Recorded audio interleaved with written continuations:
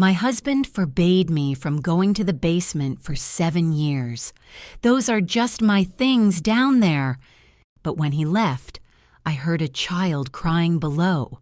When I broke the lock and walked in, what I saw made me call 911 immediately. Good day, dear listeners. It's Diana again. I'm glad you're here with me. Please subscribe to my channel and like this video. And also let me know in the comments which city you're listening from.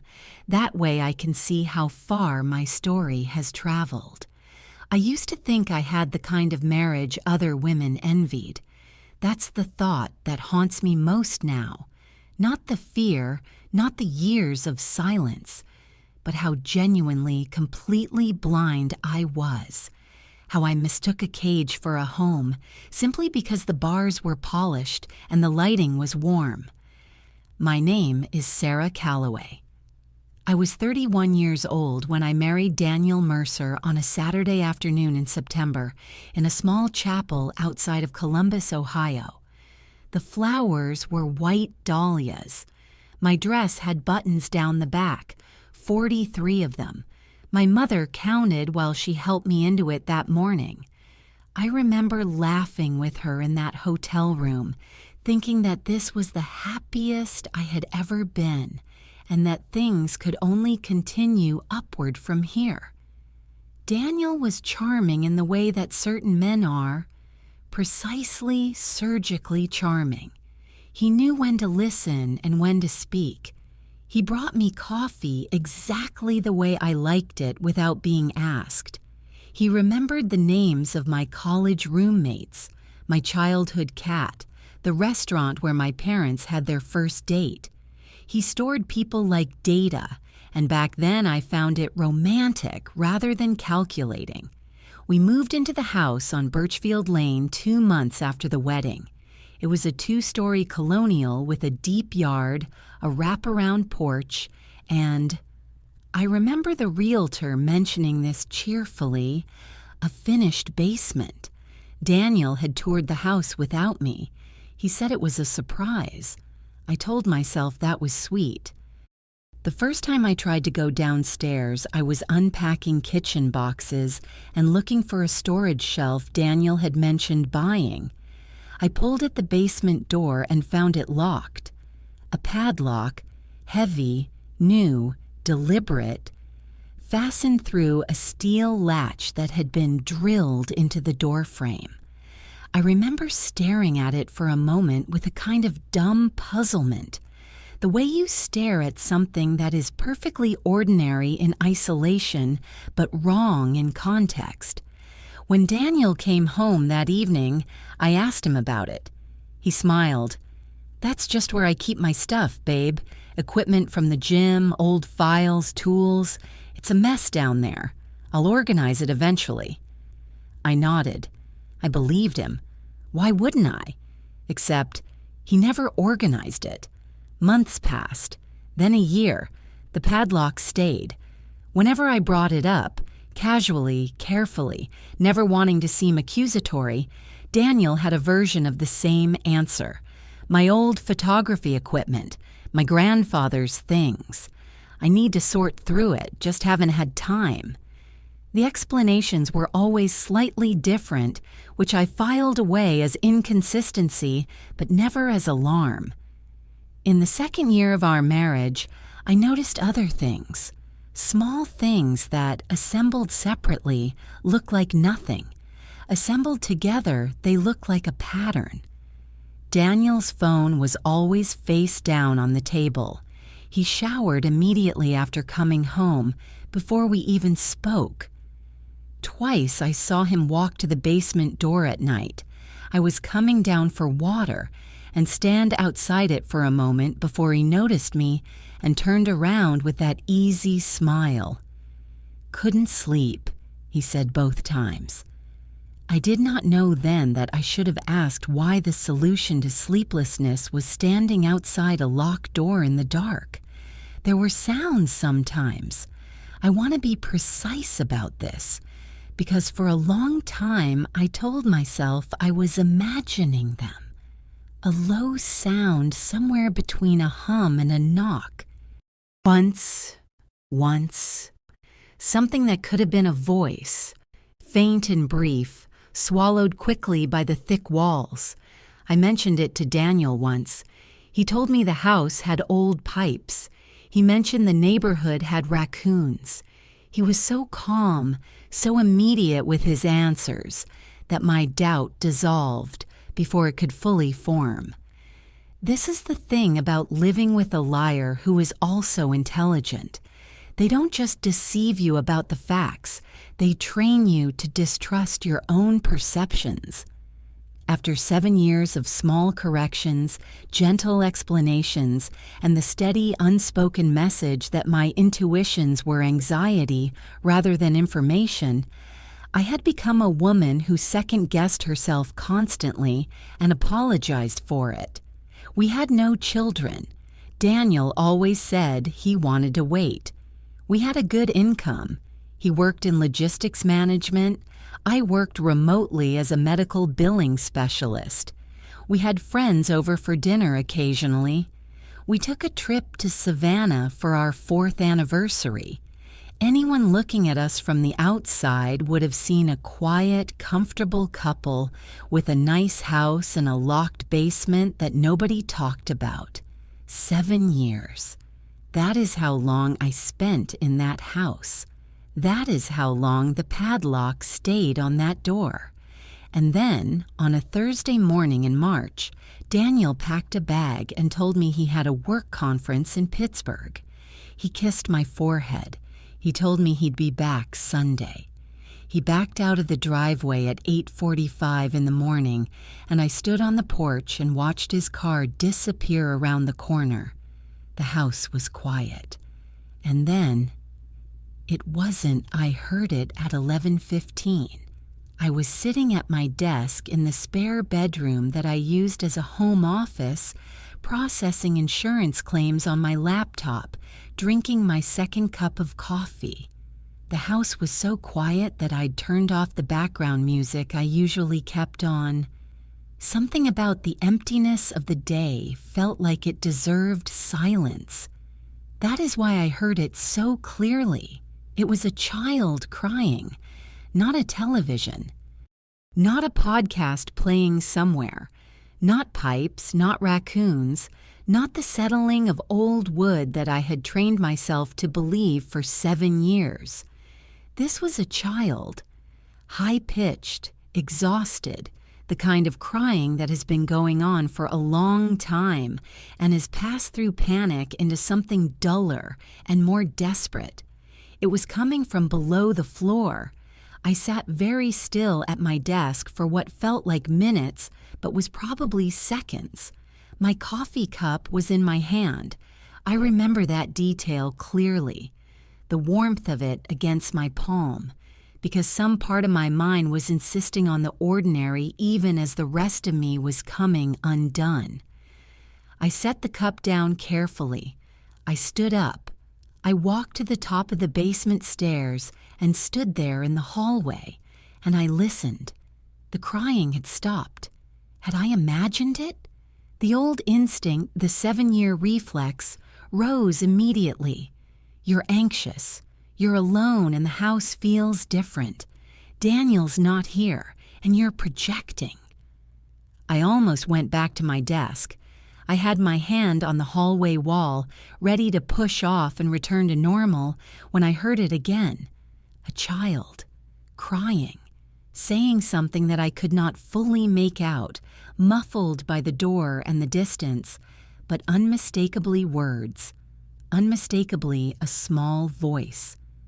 I stood at the top of those stairs and felt the floor shift underneath 7 years of my life. How do I describe what happened inside me in that moment? It was not one clean emotion. It was a collapse. The way a structure falls when the foundational beam is pulled. Everything I thought I knew about my marriage, about Daniel, about the house I had lived in and called my home, cracked at once and began to fall. And underneath the collapse was something raw and certain and terrible. There is a child in that basement. I called Daniel's cell phone immediately, 3 times. It went to voicemail each time. His voice smooth and familiar, asking me to leave a message. I didn't leave one. What would I have said? There's a child crying in your basement. The basement you locked and lied about for 7 years. Please explain. I called again. Voicemail. I stood in the hallway with my phone pressed to my sternum, and I thought, with a clarity that surprised me, he is not going to answer. He knows I might call. He knows what is in that room, and he is choosing not to answer because there is nothing he can say. That was the moment the fear became something else. Not gone. Fear doesn't go away that fast, and I want to be honest about that. My hands were shaking. My throat was tight. Part of me wanted to walk out the front door, get in my car, and drive somewhere public and bright and full of other people and pretend I hadn't heard anything. That impulse was real, and I am not ashamed of it. It's what fear does. But under the fear was something harder. A child was in that basement. I don't have children of my own. I've wanted them, quietly, for years, in the way you want something you've been told to be patient about until patience starts to feel like surrender. But I have a niece named Lily who is 8 years old. I have friends with children.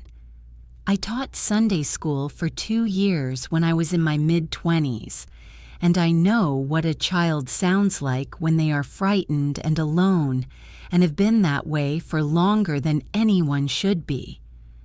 I went to the kitchen and I looked at the tools I had available to me. Daniel had a small toolkit in the hall closet. He used it occasionally for minor repairs. I found a hammer. I found a flathead screwdriver. I found a flashlight. I laid them on the kitchen counter in a row and I looked at them. The padlock was a combination lock. I didn't have the combination. I had never been given it. In 7 years, I had never even seen Daniel open it himself. But the lock wasn't what I needed to break. The lock was attached to a steel latch, and the latch was screwed into the wooden door frame. Old wooden door frame. And screws can be loosened. I called my best friend Renee before I started. Renee had known me since college. She was the person I called when I had a miscarriage at 28. A pregnancy Daniel never acknowledged the way I needed him to, and she was the person I was calling now. She answered on the second ring. "I think there's a child in my basement," I said. "I'm going to open the door. I need you to know where I am." There was a pause. Then, "I'm coming over." "Stay on the phone with me first," I said. "Please." She stayed on the phone.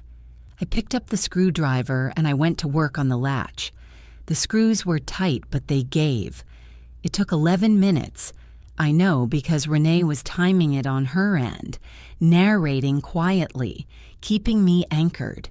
My hands were shaking and the screwdriver slipped twice, and I scraped my knuckles against the metal latch hard enough to bleed, but I kept going. The second screw came free. Then the third. The latch swung outward and the padlock, still locked, still combination sealed, hung uselessly from a piece of metal that was no longer attached to anything that mattered. The door swung open. The smell hit me first. Not rot, not decay, but staleness. The dense, recycled air of a space that hasn't been properly ventilated.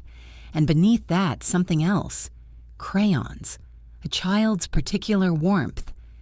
The basement stairs were lit by a single bulb on a pull string. I found the string and pulled it, and the light came on, and I went down. At the bottom of the stairs, the basement opened into a wide, low-ceilinged room. On the left, Daniel's boxes, just as he'd described for 7 years. On the right, Something else entirely. A partition wall had been built, drywall painted, with a separate door fitted with its own lock, this one a simple keyed bolt. The door was slightly ajar. The crying had stopped, but I could hear breathing, shallow, quick, on the other side. "Hello?" I said. My voice sounded strange to me, too careful. "My name is Sarah. I'm not going to hurt you. Can you hear me?" A pause. Then, barely audible. "Yes." A girl's voice. Small. Hoarse. As if from long use. I pushed the door open slowly. The room on the other side was approximately 10 feet by 12. It had a cot with a wool blanket, a plastic tub for a bathroom, a small folding table with coloring books stacked on it, a box of crayons, a battery-powered lantern, a shelf with canned food and a camping stove. The floor was finished concrete. There were no windows. In the corner, pressed against the wall with her knees pulled to her chest, was a little girl. She looked to be about 7 years old. Brown hair, matted, dark circles beneath her eyes. She was wearing a purple sweatshirt that was too large for her and jeans that had holes at the knees. She was staring at me with an expression that was not quite fear and not quite hope.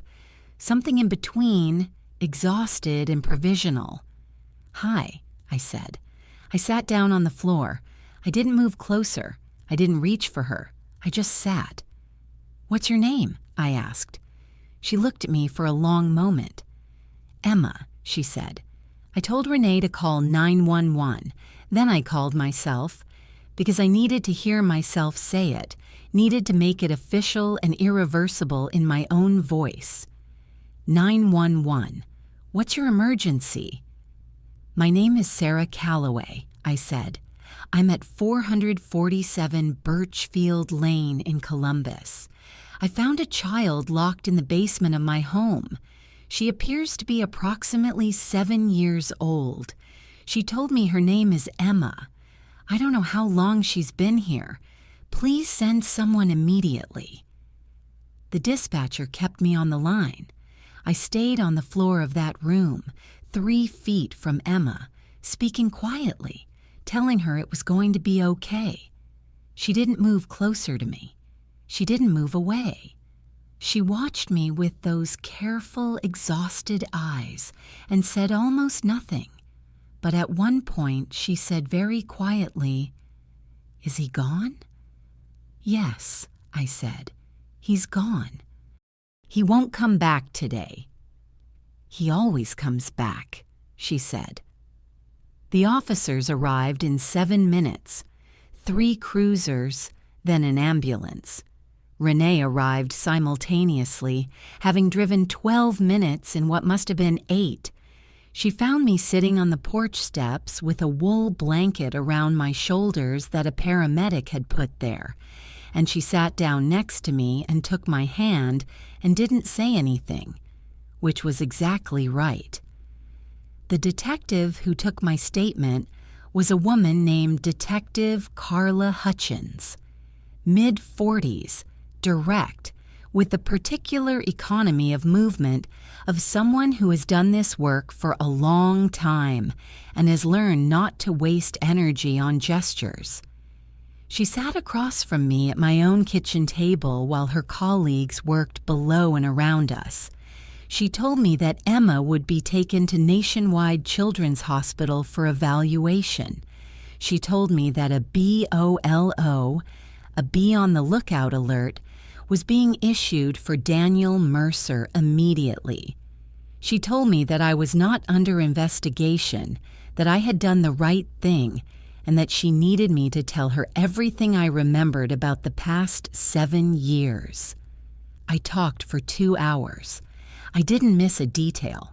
The padlock on the first day, the sounds I'd dismissed, the phone calls that went unanswered, the way Daniel always stood between me and that door, physically, conversationally, psychologically, for 7 years. When I was done, Detective Hutchins looked at me steadily. "Mrs. Calloway," she said, "did you have any prior knowledge of this child's presence?" "No," I said. She nodded once. "I believe you," she said. That was the first moment I allowed myself to cry. Daniel was arrested at a rest stop on I-70 outside of Zanesville at 3:17 that same afternoon. He'd apparently turned around. Whether he received some alert, whether something felt wrong to him, I don't know. Maybe he had a system. Maybe Emma had some way of signaling him. Or maybe 7 years of maintained control had given him an instinct for when that control was breaking. He never made it back to Columbus. A state trooper pulled him over based on the BOLO, and he was taken into custody without incident. I learned all of this from Detective Hutchins, who called me that evening while I sat in Renee's living room, wrapped in a blanket that wasn't mine, drinking tea I couldn't taste. "He's in custody," she said. "Franklin County. He'll be arraigned tomorrow morning." I said thank you.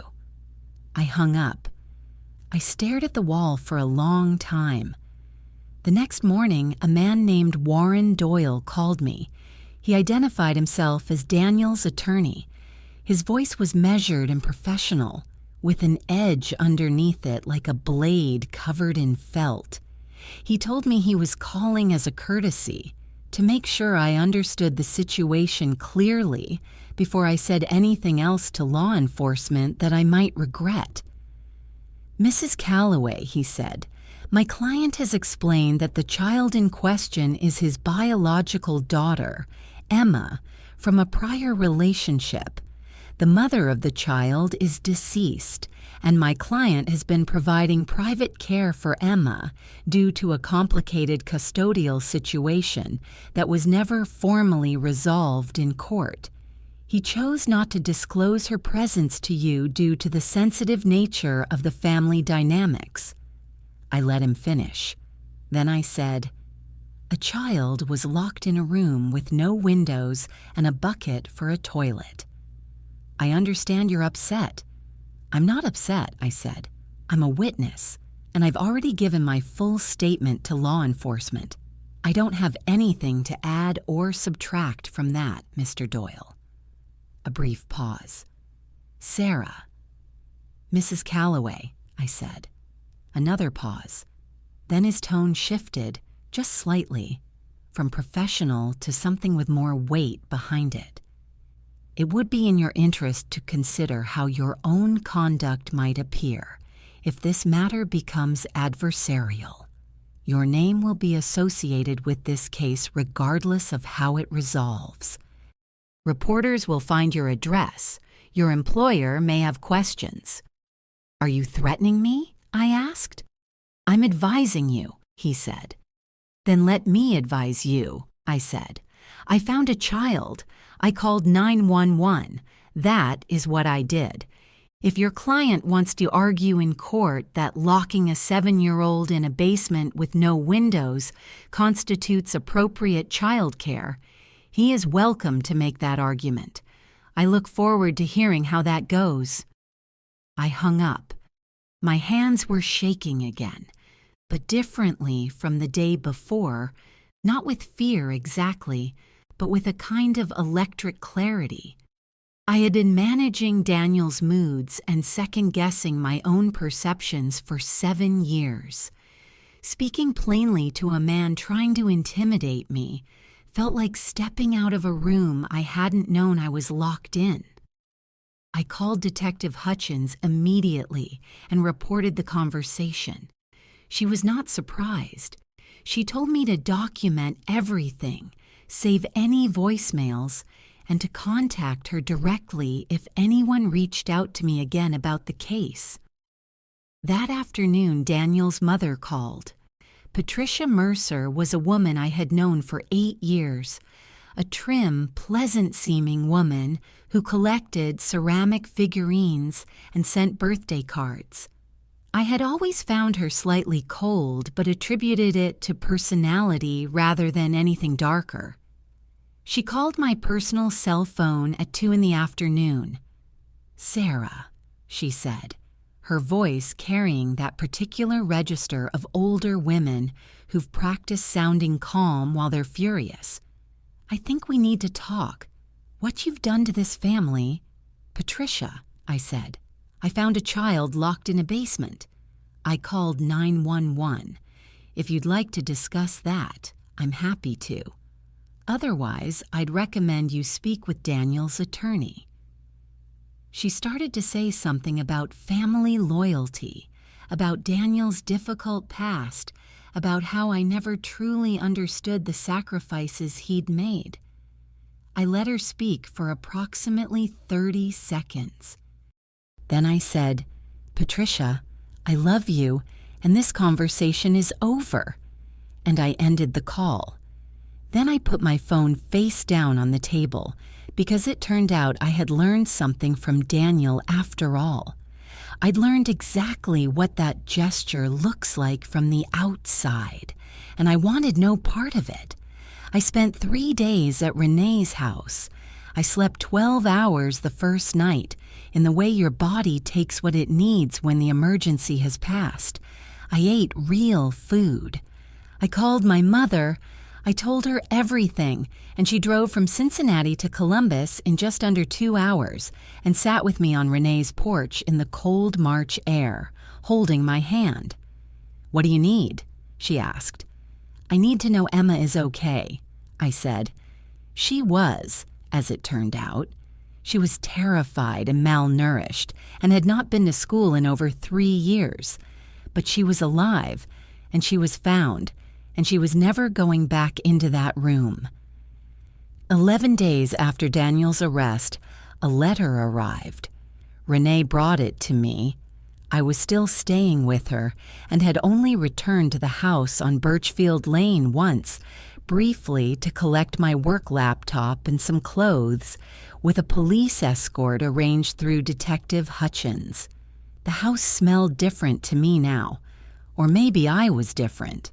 Either way, I couldn't stay there. The letter was handwritten on plain white paper in Daniel's careful, even script. I recognized his handwriting from grocery lists and birthday cards and notes left on the kitchen counter that I had once found endearing. It looked the same, and it was entirely foreign. He wrote that he was sorry I had been frightened. He wrote that Emma was, in fact, his daughter, and that the situation had developed over time in a way that he had never intended and had not known how to correct. He wrote that he had tried to provide for her. He wrote that he still loved me, that our marriage had been real, that he hoped I would consider speaking with his attorney before making any more statements to police. He did not say, "I'm sorry I locked a child in a basement." He did not say, "I'm sorry I lied to you for 7 years." He did not say, "What I did was wrong." He said, "I hope you'll consider." I read the letter twice. Then I put it in a Ziploc bag, as Detective Hutchins had instructed me to do with any correspondence from Daniel, and I set it on Renee's kitchen table, and I poured myself a cup of coffee, and I felt, quite genuinely, nothing that resembled the desire to comply. What I felt was tired, a deep, structural tiredness that had nothing to do with sleep. The tiredness of having spent 7 years carefully monitoring another person's emotional weather and adjusting my behavior accordingly, and then discovering that the person had been concealing something that made all of that effort not just wasted but complicit, not through any fault of my own, but through simple, suffocating proximity. I gave the letter to Detective Hutchins the next morning. She was building a case that had grown significantly larger than a single locked room. Emma's full name was Emma Diane Trask. Her mother, Meredith Trask, had died of a cardiac event 3.5 years prior. Meredith and Daniel had been involved briefly, nearly a decade ago, and Emma was the result. Meredith had not pursued formal custody documentation, which Daniel had apparently understood to be an opportunity rather than an oversight. After Meredith's death, Daniel had taken Emma, without informing any social services, without going through any legal process, without telling me, without telling anyone. He had simply taken her and put her in the basement and closed the door. The investigation revealed that Emma had been in that room for 3 years and 2 months.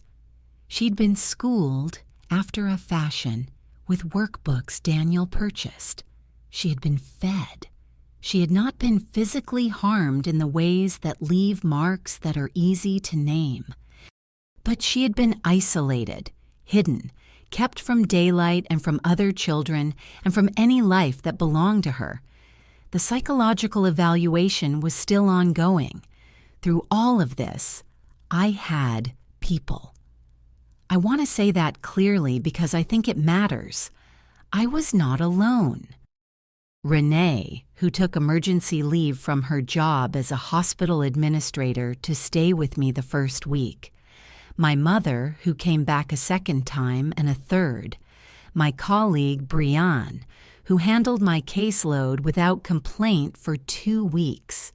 A victim's advocate named Patrice, assigned by the county, who sat with me through 2 of my follow-up interviews with law enforcement, and who reminded me, when I spiraled into guilt about what I hadn't seen, that manipulation is not a character flaw in the deceived.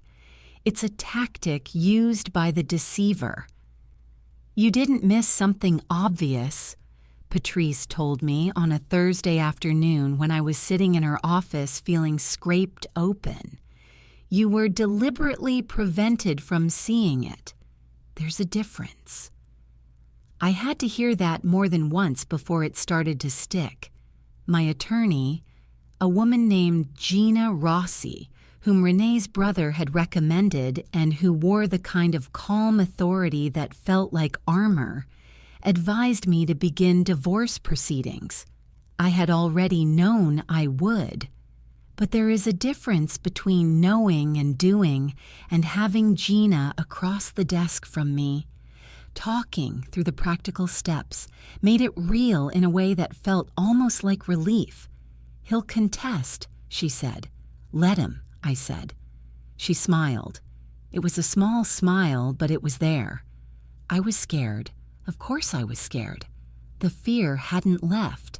It had just stopped being in charge. Patricia Mercer came to Renee's house on a Tuesday afternoon, 3 weeks after the arrest. She did not call first. She knocked on the door while Renee was at work, and when I looked through the peephole and saw her standing on the porch in her good wool coat, holding what appeared to be a foil-covered dish, my first impulse was to not answer. My second impulse was to recognize that impulse as old behavior, the avoid and smooth reflex I had spent 7 years developing, and to open the door anyway. She had brought a casserole. That detail still strikes me as extraordinary. Her son was in county jail awaiting trial. A 7-year-old girl had been recovered from the room he'd built in his basement, and Patricia Mercer had brought me a green bean casserole as an opening gambit. "I thought you might not be eating well," she said. I stepped out onto the porch rather than inviting her inside. "I'm eating fine, Patricia. Thank you." She set the dish on the porch railing. She was working at composure. I could see the effort of it in her jaw, in the way she was holding her hands very still. "Sarah, I think we've both been reactive. I think there are things that need to be said clearly between 2 adults who care about the same family." "Go ahead," I said. She began carefully. Daniel had struggled, she said. His father had left when he was 9. He had always had trouble with openness, with communication. She used the word complicated 17 times. I counted. She said that Emma was family, that she herself had not known about Emma, that the situation was more nuanced than the newspapers were making it seem. Then she arrived at the point. The prosecutor's office, she said, is drawing heavily on your statement. The details you provided about the 7 years, the lock, the sounds you reported hearing. Without that framing, the case has a different shape. Daniel's attorney feels that if you were to clarify certain things, indicate that you may have misremembered the timeline or that your emotional state at the time of your statement affected your recall. Patricia, I said. She stopped. You're asking me to lie, I said, to a prosecutor on behalf of the man who locked a child in a basement. Sarah, he's my son. And Emma is a 7-year-old girl who spent 3 years in a room with no windows, I said. My voice was calm. I want to be truthful about that. I was not shouting. I was not crying. I had been frightened of Patricia Mercer's disapproval for 8 years, in the peripheral, ambient way that you're frightened of the opinions of a mother-in-law. I was not frightened now. I'm not going to change my statement. I'm not going to clarify anything. Every word I told Detective Hutchins was true, and I will say every word of it again under oath. Patricia's composure slipped. What came through was not grief, not the honest grief of a mother watching her son's life collapse. What came through was fury, cold, concentrated fury, directed at me as if I were the one who had built a room with no windows. You never understood him, she said. You never tried. You were always looking for a reason to leave. I stayed for 7 years, I said. You don't know what he sacrificed. Patricia. I picked up the casserole dish from the railing. I held it out to her. Take this home. Please don't come here again without calling first. And please tell Daniel's attorney that any further contact with me should go through my lawyer, Gina Rossi. I had Gina's card in my pocket. I had started carrying it everywhere. I held it out along with the casserole. Patricia took the dish. She did not take the card. She walked back down the porch steps without another word, got into her car, and drove away. I went inside and sat on Renee's couch and let my hands shake for a few minutes because they needed to. Then I picked up my phone and called Gina to report the conversation. Good, Gina said when I was done. You handled that exactly right. Document it and send me a summary in writing. They're not going to stop, I said. No, she said. They're not. But it doesn't matter. They have nowhere to go. You told the truth. It's documented. It's corroborated. And a child is alive because of what you did. That's not a story anyone can rewrite. I held on to that. On the days when the fear came back, and it did, periodically, in the middle of the night, in the form of what-ifs and worst cases, and the particular vertigo of having your entire life framework pulled out from under you, I held on to that. A child is alive because of what you did. Everything else could sort itself out. The trial began on the second Tuesday of October. I had requested a seat in the courtroom for every session that my presence was legally permitted. Detective Hutchins arranged it. Renee came with me on the first day, and my mother came on the day I testified, and Gina sat just behind the bar where I could see her face whenever I needed to look at something steady. The courtroom was smaller than I had expected, smaller than the ones on television, quieter, with fluorescent lighting that made everyone look slightly ill, and a smell of old carpet and recycled air that I would carry with me for weeks afterward. Daniel was already seated at the defense table when I came in that first day. I had not seen him since the morning he'd backed out of the driveway with his conference bag 9 months prior. He was in a dark suit. His hair was neat. His hands were folded on the table in front of him. He looked like a man who had decided that if he appeared composed enough, the room would decide he was innocent. He looked at me when I entered. I looked back. I did not look away first.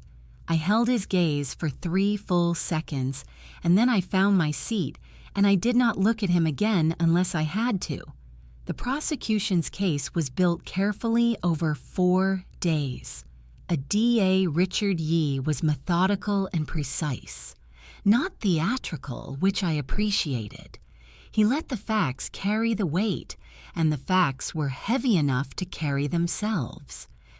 The physical evidence from the basement, photographs of the room, measurements of the space, the cot, the plastic tub, the battery lantern, the coloring books. Emma's medical records, which documented the malnutrition, the vitamin D deficiency so severe it had affected her bone density, the developmental delays from 3 years of isolation from other children and natural light. Testimony from the social worker assigned to Emma's case, who spoke carefully and without editorializing about what she had observed in her initial assessment.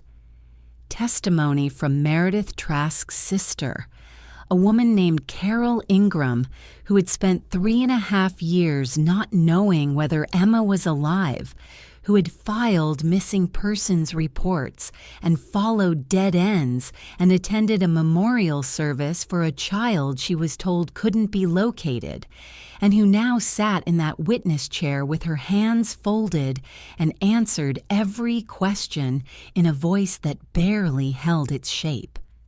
I watched the jury during Carol's testimony. 12 people, men and women, various ages, various expressions. 2 of them had to look away. Warren Doyle argued on Daniel's behalf that Daniel had acted out of love, that he had provided for Emma, that the circumstances of Meredith's death had left him with no legal framework, and he had done his best in an impossible situation, under pressure, alone, in grief. He used the word unconventional to describe a room with no windows. He used the phrase informal family arrangement to describe the act of taking a child without telling anyone and keeping her in a basement for 3 years and 2 months. He suggested that Daniel's fundamental error had been one of judgment, not character. I sat in that courtroom and I watched the jury's faces during Doyle's argument too. I watched the moment, on the second day, when one of the jurors, an older woman in the front row, wrote something down on her notepad and underlined it twice. Then I was called to testify. I had practiced with Gina over 4 separate sessions. I knew to answer only the question asked. I knew to take my time, to let the silence sit if I needed it, to ask for clarification rather than guess at meaning. I knew that Doyle would cross-examine me and that he would try to plant doubt about my motivations, my reliability, my state of mind, and that my job was simply to tell the truth, clearly and completely, in the same voice I had used every single time I'd been asked to recount those events. I thought, walking to the witness stand, about that first moment at the top of the basement stairs. The sound of crying, my coffee cup still warm in my hand. A DAE walked me through it chronologically. The first day in the house on Birchfield Lane. The padlock, new, heavy, deliberate, on a door to a room I was told held old equipment. 7 years of locked doors and sounds I was taught to dismiss, and explanations that were always slightly, carefully different.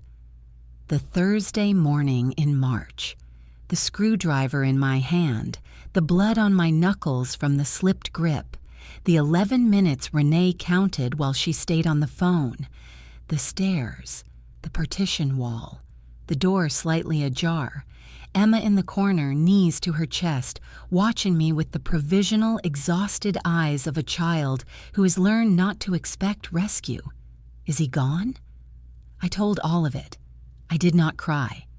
I had cried a great deal over the preceding 7 months in Renee's spare bedroom and my mother's kitchen in Dr. Walsh's office, but not here, not in this room. The crying was mine. This room got the facts. On cross-examination, Warren Doyle tried several approaches, each one carefully considered and none of them sufficient. He suggested that I had been estranged from Daniel long before the incident and that my statement was shaped by the bitterness of the divorce proceedings. I told him that the divorce proceedings had been initiated after the arrest, not before, and that the timeline was documented and publicly verifiable. He suggested that my emotional state on the day I broke the lock might have made me an unreliable narrator of what I'd seen and heard. I told him that fear tends to compress time and sharpen detail rather than blur it, and that every specific detail I had reported, the dimensions of the room, the objects in it, Emma's exact words, had been fully corroborated by the physical evidence and the responding officer's documentation.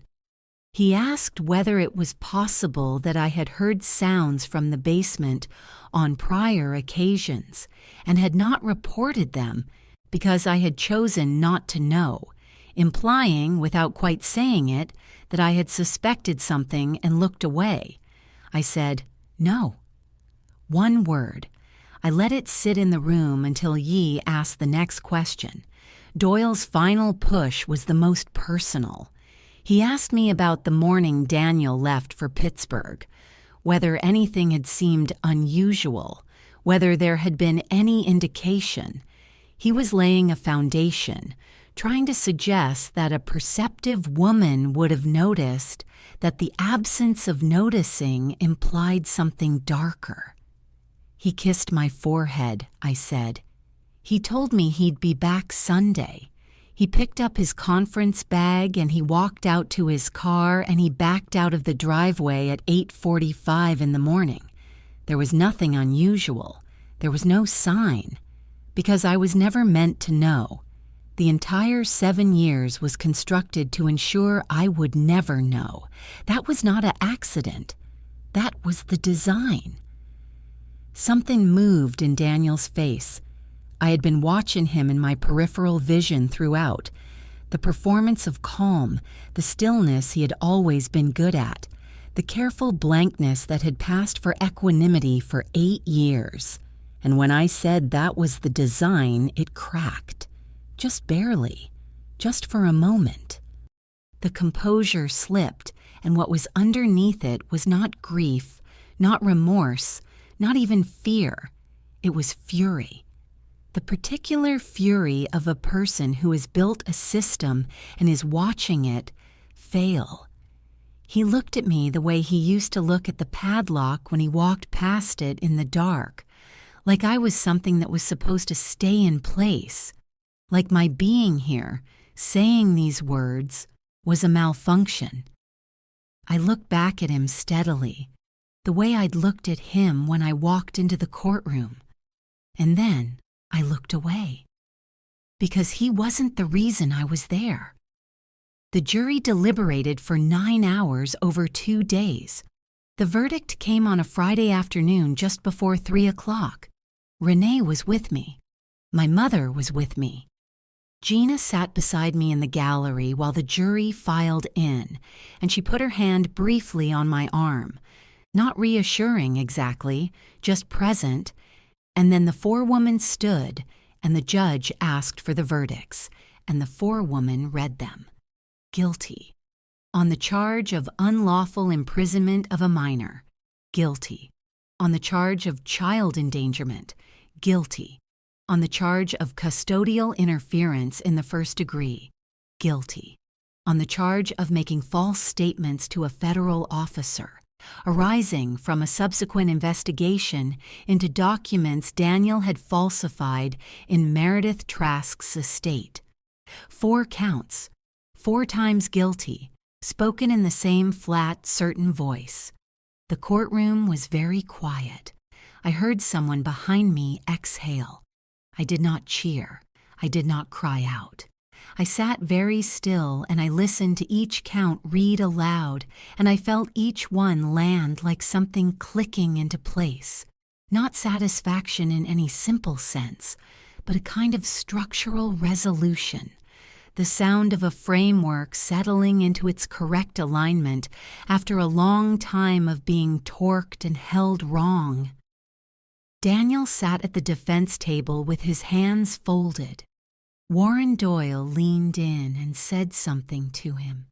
Daniel did not respond. He was looking at the table. He did not look at me. Sentencing was set for 6 weeks later.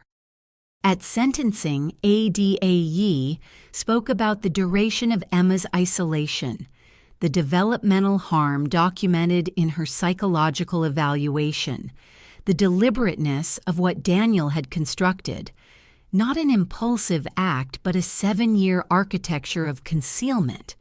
He asked for the maximum under Ohio sentencing guidelines. The judge, a woman in her late 50s named the Honorable Margaret Voss, sentenced Daniel Mercer to 18 years in state prison. Warren Doyle immediately filed notice of appeal. Gina told me this was expected and that the grounds were thin. She was right. 11 months later, the appeal was denied. In the weeks after sentencing, I received 2 pieces of information that I want to include here, because they are part of the truth of what happened. The first, Emma Diane Trask was placed with her maternal aunt, Meredith's sister, the same woman who had sat in the witness chair and answered every question in a barely held voice. Emma was receiving therapy, was enrolled in 2nd grade, and according to the social worker's report that I was permitted to read, had a particular fondness for drawing horses and had learned to ride a bicycle the previous summer. The second, during the sentencing phase, it was revealed that Daniel had, in fact, known about the sounds. He had told Patricia about Emma's presence, not the details, but enough that she had known something existed in that basement that required silence. Patricia Mercer was not charged. She had not committed a crime that prosecutors could fully prosecute. But she was interviewed extensively, and her account corroborated details of the investigation in ways she apparently had not anticipated. I thought about Patricia standing on Renee's porch with a green bean casserole. I thought about her asking me to clarify my statement. Then I stopped thinking about her. There are people who deserve your sustained attention and people who don't. I was learning to sort them. Gina finalized the divorce in December. Daniel's legal fees and mine consumed most of the marital assets. That was the practical reality of it, and I accepted it. I got enough to cover the deposit on a 1-bedroom apartment in the Short North neighborhood, which had good light and a large window in the kitchen, and a building full of neighbors whose business I did not know and did not need to know. I stood in the middle of that empty apartment on a Saturday morning in January, with moving boxes around me and nothing on the walls yet, and I felt something I hadn't felt in so long I'd forgotten what to call it. Space. Just space. Mine. It's been 2 years since that Thursday morning in March. I stayed in Columbus. The short north apartment became mine slowly, the way things become yours when you fill them with choices rather than compromises. I painted the bedroom dark green. I adopted a gray cat named Iris. I bought a coffee maker based entirely on what I wanted.